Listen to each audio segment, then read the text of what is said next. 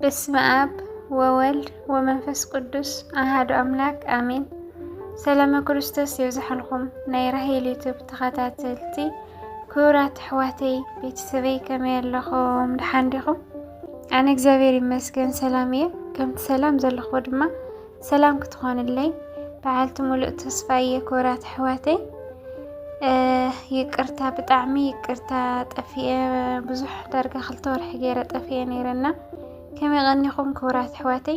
ብጣዕሚ ናፊቐኩም ቀኒየ ዩቲዩብ ምስራሕ ገዲፈ እየ ነይረ። ስራሕ ኣጋጣሚ በዚሕኒ ነይሩና ክቡራት ኣሕዋተይ። ካብ ሕዚ ድማ ብዝተኻእለኒ መጠን ከም ዝመፅእ በዓልቲ ሙሉእ ተስፋ እየና።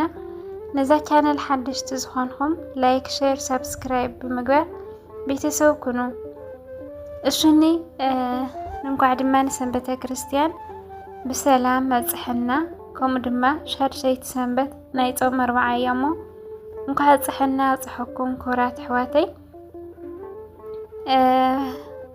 ሻድሸይቲ ሰንበት ድማ ገብርሄር እያ ትብል እሞ ብዛዕባ ገብርሄር እንታይ ማለት ከም ዝኾነ ሒዘልኩም መፅእ ኣለኹ በቦታትና ዝተፅሓፈ እዩ እሞ ናብኡ ከብለኩም እየ።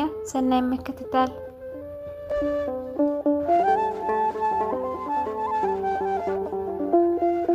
ሻድሸይቲ ሰንበት ጾም 40 ገብርሄር መኑ ውእቱ ገብርሄር ወእመን እቲ ሕያዋይን እሙን ኣገልጋልን መን እዩ? ቅዱስ ያሬድ። ሻድሸይቲ ሰሙን ናይ ጾም 40 ገብርሄር እያ። ትርጉሙ ድማ ሕያዋይ ኣገልጋሊ ማለት እዩ። ኣብ ወንጌል ማቴዎስ ምዕራፍ 25 ቅዲ 14 ክስካብ 31 ጎይታ ብዛዕባ ገብርሄር ብምስላ ክዛረብ ከሎ ሕያዋይን እሙን ኣገልጋልን ኢሉ ስለ ዝዛረብ ገብርሄር ማለት ሕያዋይ እሙን ኣገልጋሊ ማለት ምዃኑ ንርዳእ። በዚ ዕለት ኩላትና ብሓባር እሙናትን ዘይእሙናትን ኣገልገልቲ ኣምላኽ ምዃንና ገዛእ ርእስና እንፍትሸሉ ናይ ዕለቱ ምንባባት ሊቃውንቲ ቤተ ክርስቲያን ሰሪዖምና ኣለዉ። ገብርሄር ኢሉ ኣብ ወንጌል ብዛዕባ መኽሊት ዝተዋህቦም ስለ ዝዛረብ ገለ ሰብ እቲ መልእኽቲ ማዕረግ ናይ ቤተ ክርስቲያን ኣገልግሎት ንዝተቐበለ ሰብ ጥራሕ ከም ዝምልከት ክመስሎ የብሉን። ምክንያቱ ይብዛሕ ይውሓድ ኩላትና ካብ ኣምላኽ ዝተቐበልናዮ መኽሊት ኣለና። እቲ በዓል መኽሊት ምስ መፀ ኩላትና ዋጋና ስለ ንቕበል ድማ ነቲ ካብ ኣምላኽ ዝተቐበልናዮ መኽሊት ብዝግባእ ክንሰርሐሉ ግድን እዩ እምበር ጎይታ ምስ መፀ ነፍሲ ወከፍ ከም ዝወሃቦ ዋጋ መኽሊቱ እንታይ ምዃኑ ካብ ነገረና ከምቲ ዓስቢ ናይ እሙን ኣገልጋሊ ንኽንረክብ እንታይ ዝዓይነቶም ሰባት ክንኸውን ከም ዝግባእና ከም ፍቓድ ኣምላኽ ካብ ናይ ዕለቱ ናይ ገብርሄር ምንባባት ከይወፃና ምስ ትርጓሜአን ብምውሃድ መኽሊት ዝተባሃለ እንታይ ምዃኑ ከመይ ኢልና ክንረብሓሉ ከም እንኽእል ዝረብሕናሉን ዘይረብሕናሉን ዓስናኸ እንታይ ከም ዝኾነ ክንርኢና።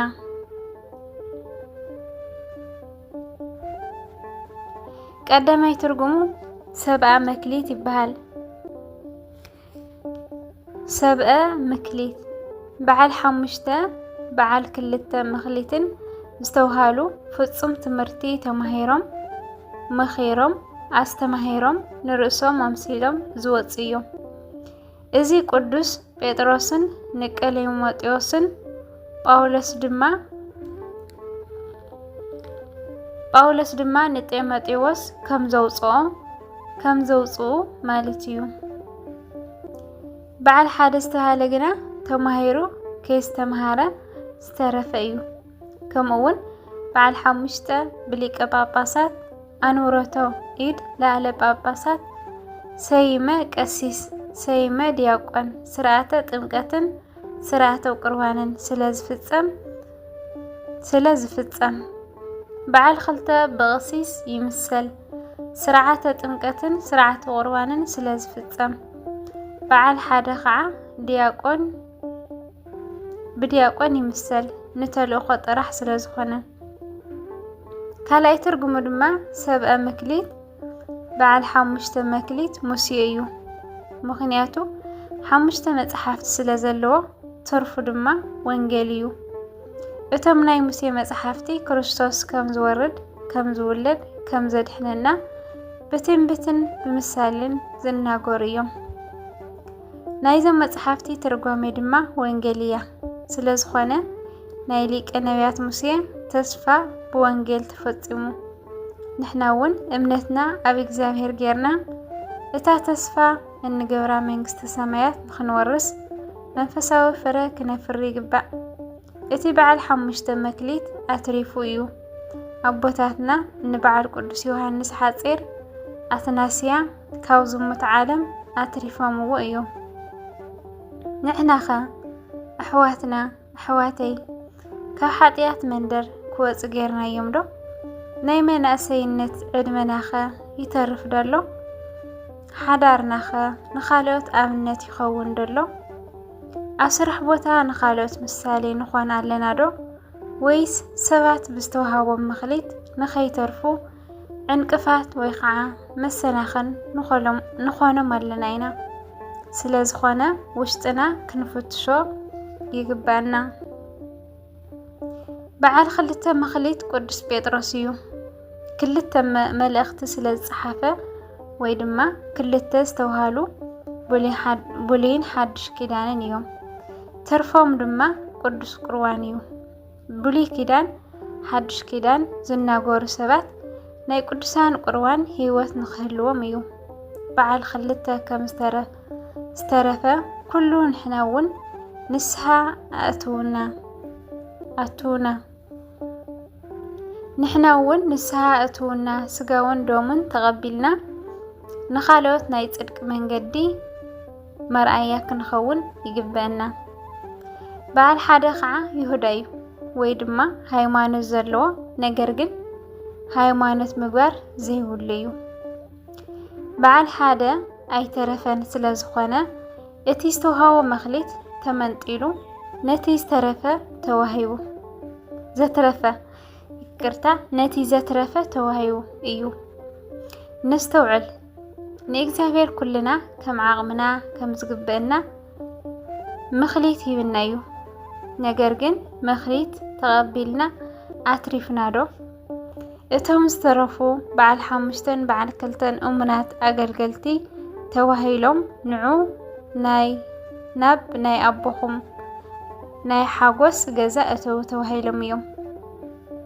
ንሕና እውን እሙናት ኣገልገልቲ ኮይና መክሊትና ኣትሪፍና ንዑ ብሩኻት ደቀይ ቅድሚ ዓለም ምፍጣሩ ዝተዳለኹም ናይ ሓጎስ ገዛኹም እተው ይብለና። እሙንን ሕያዋይን ኣገልጋሊ ክንኸውን እግዚአብሔር ኣምላኽና ይደግፈና። አሜን። ዝነጥበ ዝጎደለ በአፈት ጉሃን መላእክት ገይሩ እግዚአብሔር አምላኽ ያርመልኝ።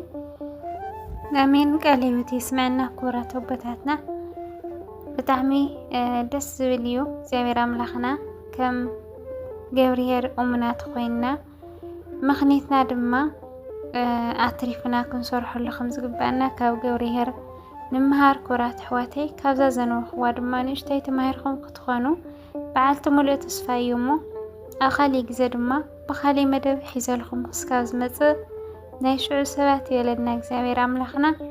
ወስብሐት ለእግዚአብሔር ወለወላዲቱ ድንግል ወለመስቀሉ ክቡር ይኹን። አሜን።